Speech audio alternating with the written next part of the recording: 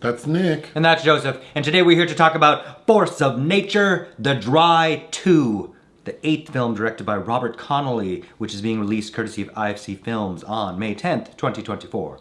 Do I know a Robert Connolly film? Well, we reviewed his 2020 film, The Dry. Oh, okay. Which I didn't care for. And I also really disliked his 2022 film, Blueback. But he is actually quite a renowned Australian film director and producer. I haven't seen anything previous to The Dry, but Beliebo was well-traveled with Anthony LaPaglia and Oscar Isaac, as well as Paper Planes.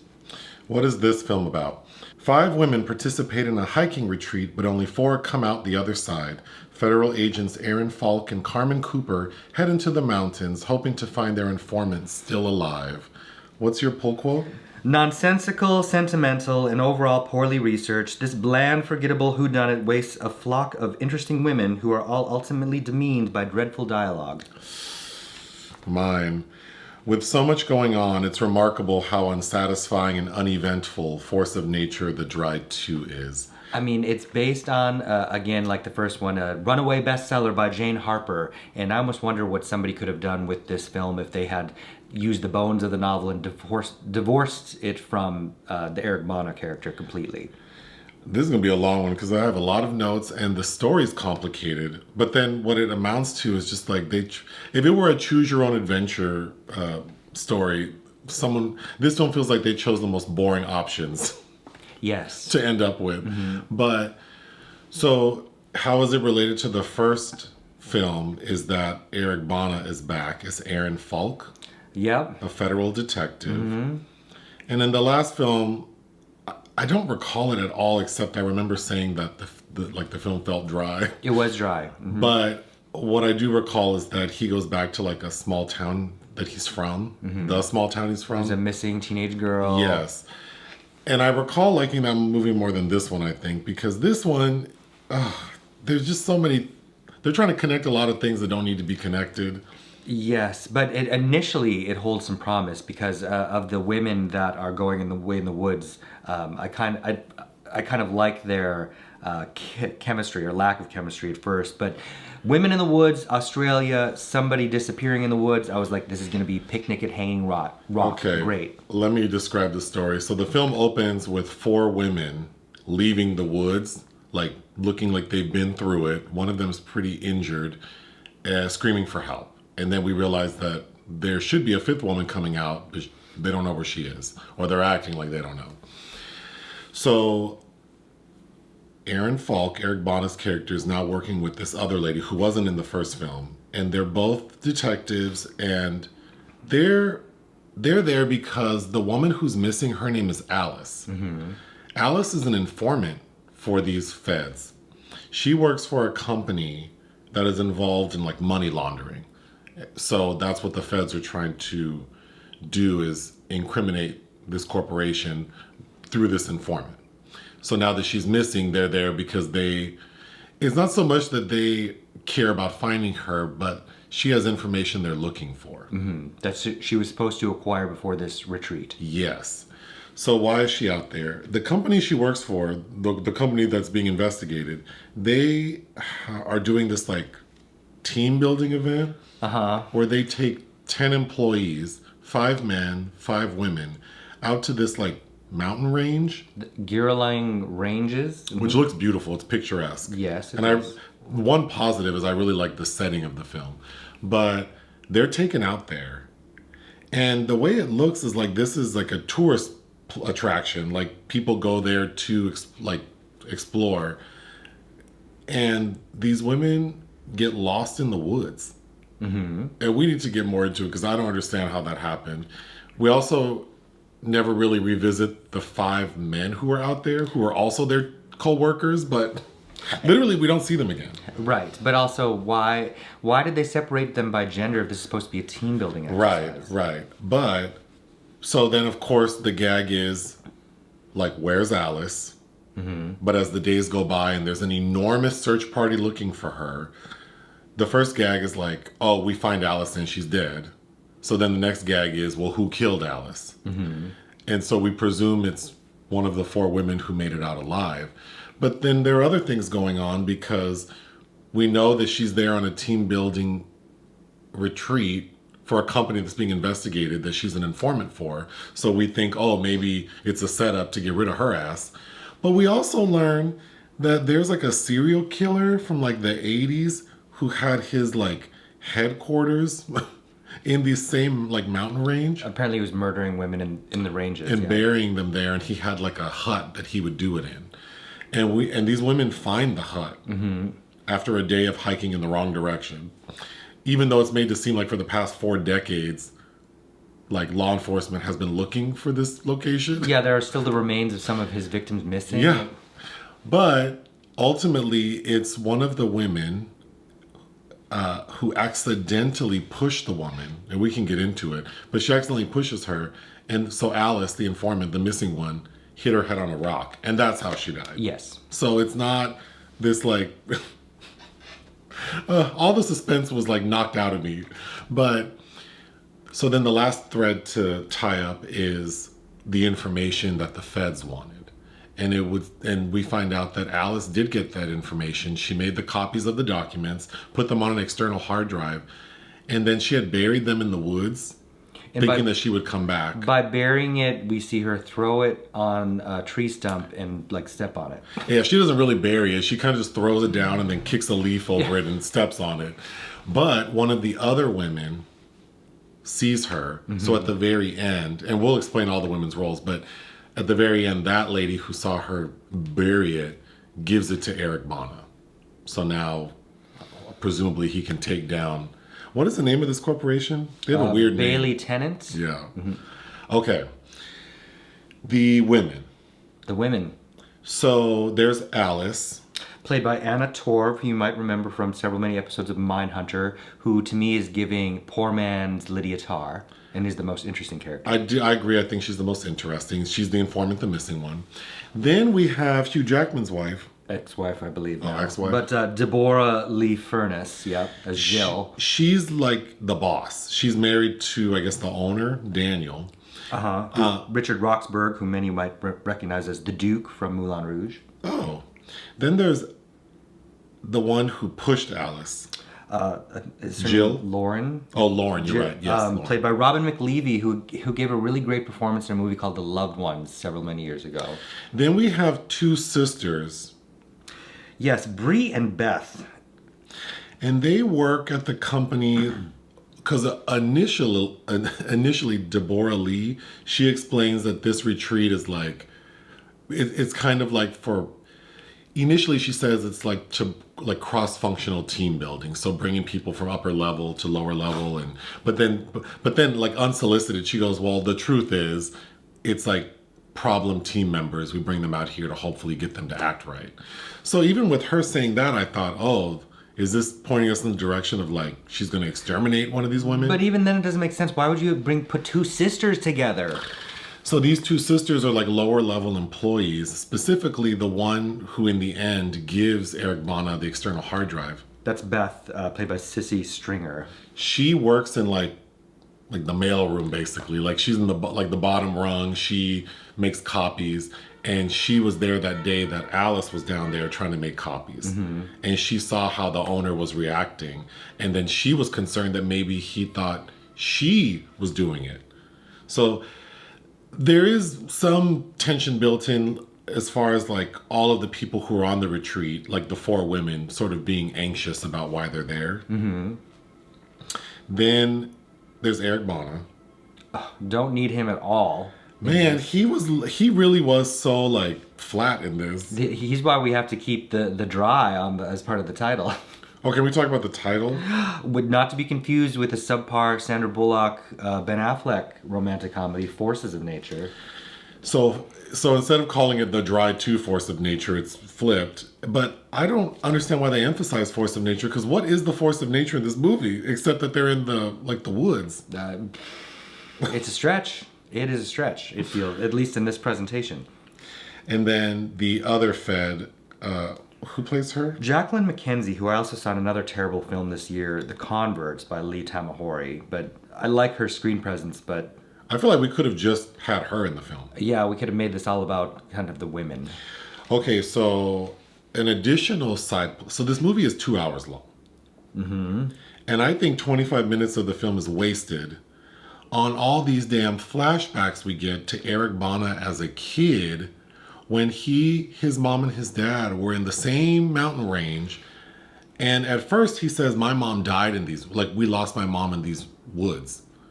So then that sort of, because he seems really emotionally connected to this woman in these woods because his partner, Carmen Cooper, she's annoyed. Like, fool, our job is to like strong arm these informants because they're not good people. I didn't mention Alice is an informant because she stole money from. Yes. Mm-hmm. Why did she steal this money? Oh my God. The most stupid reason. It turns out her and Robin McLeavy, whose daughters go to the same school, got into some kind of major drama, and all the other girls were expelled except for hers because she paid off the school to avoid her daughter being expelled, which apparently necessitated $100,000 that she had to extort from her.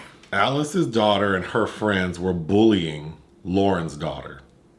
And we find out that because we see that Alice and Lauren have a little, like there's tension between them early on and we don't know why. And then we realize that's why. And Lauren's mad because all of the other girls got expelled except Alice's daughter. So I'm so confused because we see Eric Bana go to that school and it's made very clear that this is like a rich kid's school and that she's doing everything she can to keep her daughter there and that she used this $100,000 to, I guess, bribe the school. So then what? So the poor girl, somehow her mom was able to bribe the school, but the rich kids couldn't stay. I was so confused by that. Also, I kept thinking, if I'm going to steal $100,000 from my job, I'm not going to use it to keep my kid in some school I can barely afford. Like, but why can't your kid get expelled for doing something shitty? Like what? That. Why is that such a bad thing? But that confrontation was so crunchy to me. But anyway, yeah. So Eric Bana feels like he needs to, like he really wants to find Alice because of how he lost his mom in the woods. But then, oh my God, it was so confusing because we keep getting these flashbacks, and at one point we see a woman standing on a waterfall like she's going to commit suicide. So then we think, oh, damn, his mom, when he was a kid, drugged their asses out to the woods so they could watch her kill herself. No. An infinitely more interesting film. No, that's not how she died. She hurt herself in the woods, so they had to take her out. And the mom actually died at a hospital. So just sucked all the sort of like trauma out of it. So then who was that woman on the waterfall who was about to jump? For some reason, we got a flashback to something that happened later, which is when Eric Bana's character confronts Lauren. He's trying to find her because Lauren's daughter shows up at the crime scene. She's like, oh, we have to... I said this movie should have been called The Drive to We Be Talking because all of the women just can't shut their mouths. When Eric Bana's like questioning them, because they all have something to hide, they just start running their mouths. And that's why it feels like Agatha Christie meets Big Little Lies, kind of like where everybody has a motive to have killed this woman, and who is it? When Eric Bana finally finds her, she's standing at the precipice of this tall-ass waterfall, and she admits to basically killing Alice. Yes. And then it's like she's going to jump to kill herself, but then she realizes she shouldn't because her daughter's there. So when she turns to leave, she slips and falls over the waterfall. And what does Eric Bana do? Dive in after her. Oh, he scoots right off that cliff, yeah. I couldn't believe that. Then when we see where they landed, it's shallow water. Like they can stand up in it and filled with jagged rocks. And somehow they're not injured. Somehow they're both so lucky. And the next scene, we see Eric Bana just walking around with a towel because he's cold. I thought that was insane. Okay. My first note was the car that Eric Bana and his partner are driving seemed really fancy to me. For like a federal agent to be driving, I found that distracting. Okay. They're driving like a brand new X5. And the exchange rate in Australia and the taxes, that BMW, I just didn't get it. Okay. When the teams get there, what's the first thing the tour guide does? Who just literally drops their asses off and says, okay, find your way to they give the group one compass and one map. And he's like, all right, make your way to your campsite. What does he do before they leave? Make them all put their cell phones in a bag. Why? That makes no sense. Because they're like, we're connected, we're online all day, every day. We're here to connect with each other. But then, no. If they're going to take their cell phones, then I feel as the audience, we should have got some exposition about, like, how are they supposed to communicate that they made it there okay? What if they need help? It doesn't make any sense. There is a path that's outlined on the map, and there are campsites with supplies and radios. Why the hell wouldn't somebody have a radio that they can walk with so they can be like, oh, hey, I think we veered off the path. Can you tell me where I am to get back on? That doesn't make any sense. The only mention we get is later on, Deborra-Lee says, because there's a fight between Alice and the rest of the women, because Alice wants to go north. Mm-hmm. And she tricks them all. Because they get lost, and then they have the one map, and they go in the wrong direction, and then Alice tricks them, saying, we're going to go east back to our campsite. But really, she's taking them north because she wants to get out of there, because she thinks that her company is onto her. And these ladies follow her, and I thought it was so weird that they walk all that way, and then one of them goes, well, isn't that weird that we're walking east when the sun's, like, she knew enough to know that the sun rises in the blah, blah, blah, but then didn't realize, like, you're walking in the wrong direction. Well, all these dummies aren't paying any attention to anything at all. Jill makes Bree, played by Lucy Ansell, take the map and forces her to lead them, when this woman can clearly not read a map. Can we talk about Deborra-Lee? Because I think, okay, first of all, there are so many little, like, side stories that I could tell that, like, I mean, it would make sense that it's from a book that had more space to expound on these things.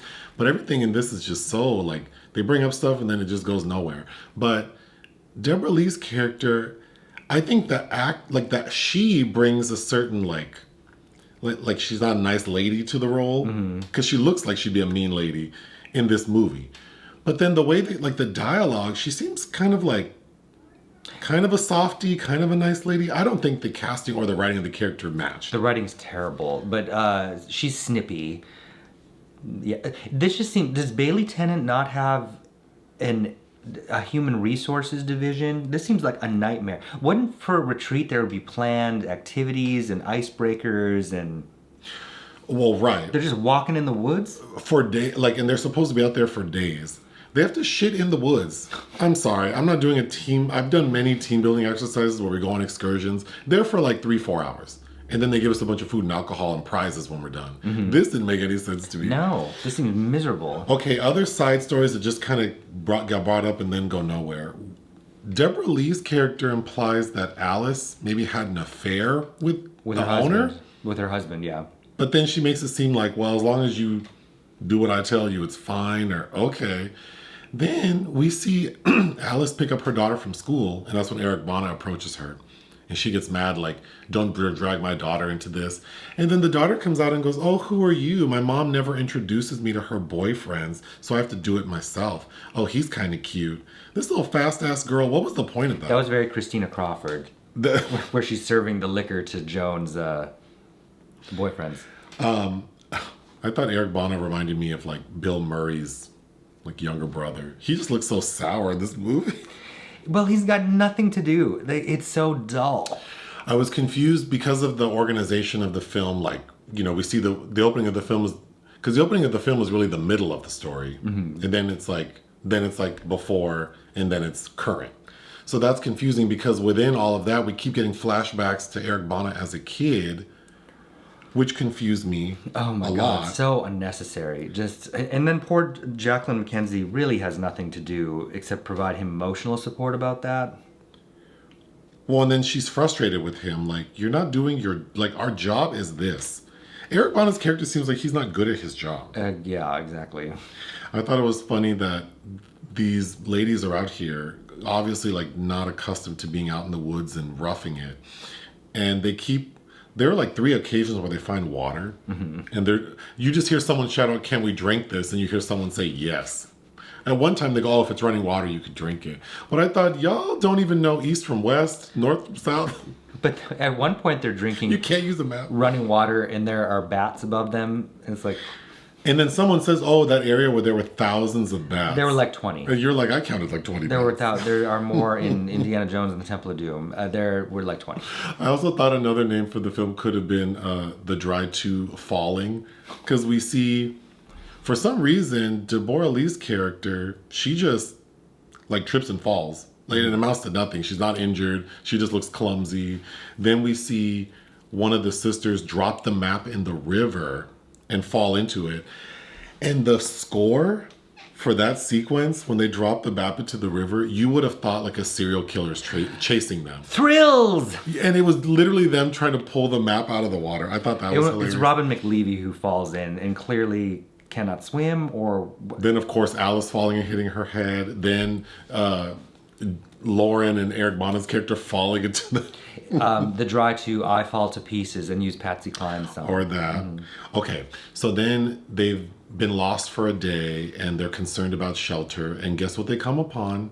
The shed or hut of this, like, famous serial killer. They only realize that because they find a grave for a dog named Butch, and Anna remembers, like... Alice remembers that was the serial killer's dog. That he would use to lure women to him. Yeah. And then they're all freaked out about it. And I just thought that was such a weird tangent to not... Because then when we realize that there's a serial killer who may have been stationed in the woods, I fully thought, oh, this could be like a True Detective type story. Yes, let's like tie together some of these interesting elements. Right. Whatever. Ugh. They get into a fight over a flashlight at a point inside of the serial killer's hut. And it's just like, is this the action and the thrills that we're getting? Because there are no thrills. There's no one being chased or killed. The one person who does die dies from falling backwards and hitting her head on a rock, which isn't even that dramatic. The reason she actually dies is after she hits the rock, she's conscious and gets up. But then Lauren, the woman who pushed her, gets nervous. So she just leaves her out in the elements all night. So she probably died from exposure and like bleeding out. She probably wouldn't have died had they gotten her help. So that's uneventful. Then they have the montage of losing the map in the river, fighting over a flashlight. That's all there is. And then them just wandering around in these woods. Okay, the search crew. Another side plot is that the man leading the search crew, like separate from Eric Bana and his partner, there's like the actual, like, I don't know, the forest rangers. And the guy leading the search, he has a chip on his shoulder because we find out that he applied for like Eric Bana's job and didn't get it. So he's like kind of like unwilling to work with Eric Bana. And then we also find out that he doesn't really care about this Alice lady. He's like, oh, this is an opportunity to find the shed of the serial killer. Yes. Did that make sense to you? No, but it's like, why didn't you find that before? 40 years. And you wait until some lady goes missing in these woods to be like, oh, and it's a full-scale search. They can't be the first people that strayed from the path. And what was the protocol for when people stray from the path? That, literally, I don't understand. Like, so they just gave these ladies a map and a compass and just said, go on and find your campsite. Like, hey, we're going to leave you here for days. And at one point, Alice is like, no one's going to come look for us. How is that? How can that be possible when you are on a corporate retreat? Everyone knows you're there. And there are 5 men who rode on the bus with you, who work with you, who are also on this retreat, who I'm assuming their campsite couldn't have been that far away. Right. So how can they actually believe that no one's going to come find them? Why didn't y'all dummies stay put? Oh, it was so annoying. Well, no, helicopters out looking for them. At the point where they are missing for just a couple of hours, I can't believe there wasn't any action trying to find them. It's ludicrous. Okay. The way we find Alice's body. So because the man running the search is kind of like, he doesn't want to deal with Eric Bana, but of course Eric Bana's character has been interviewing all these women at the hospital, they're staying at like a really... Wherever this mountain range is, there's a really nice like lodge, like a luxury lodge that's overlooking the range. So Eric Bana is also there talking to like Deborra-Lee's character. Anyway, he's put enough pieces together that he gets with the tour guide. So this brown man who dropped all these people off at the beginning of the film, we don't see him for another hour. He pops back up like, hey y'all, what's good? We even hear that Deborra-Lee's going to sue him for what has happened. Mm-hmm. And he just pops up like it's no big deal. The excursions you lead, just like, there's like a major search for a missing person. And he just pops up like, hey, y'all, how y'all doing?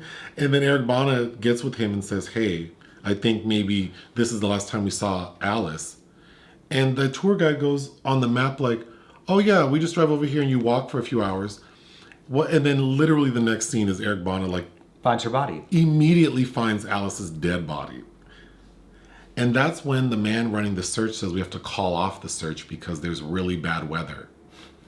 And Eric Bana finds that body before the weather even comes. Yes, but Isn't that crazy? based on a police force that couldn't find a serial killer's hut in these woods. But that's for a good years. point. They couldn't find 40 years. They couldn't find I this guess man. I'm not surprised they couldn't find her body. Okay, when again all these women talk too damn much. Eric Bana and his partner bring in the two sisters, and they start talking, and immediately they start telling on each other. The one, like the good sister, because the other sister's supposed to be a druggie. But she's in recovery. But she calls her a junkie, doesn't she? She does because she used to steal her sister's possessions to pay for her drugs. The good sister, quote unquote, tells like Eric Bana, his partner, like, I know she did it. What? Well, No, you don't know that. You don't know that. She did make cryptic statements. Would you tell on your sister, who you obviously have a relationship with, when you don't even know that that's the truth? No, and it's because of that melee over the flashlight where Beth injured or hit Alice. And then Bree said, please don't tell on her after we get back because she's on probation and this could really mess her up. How is she hired at this place on probation? Right. We are about to run out of time. My last note is that the owner, Daniel, was so annoying. That character. And then the final line that Eric Bana says is, but at least out there, nature holds us all to account. Ugh. What? What Like is force of nature mean? Like the great equalizer? Like, I don't know. It's just... Oh, what would you give? Well, I didn't like the first one, which I guess most people did, but I didn't. And I like this even less, so 1.5. I would have to give this 1.5 out of 5. Join us on Patreon and listen to our podcast. Bye.